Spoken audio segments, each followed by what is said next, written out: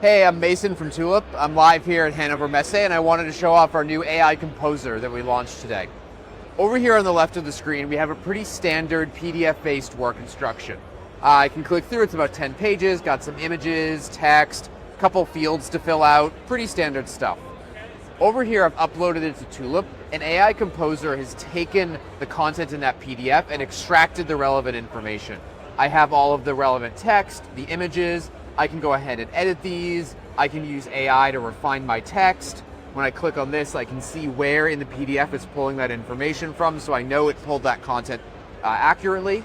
When I go over here and hit create, it's going to go and make a new Tulip app for me built off that PDF.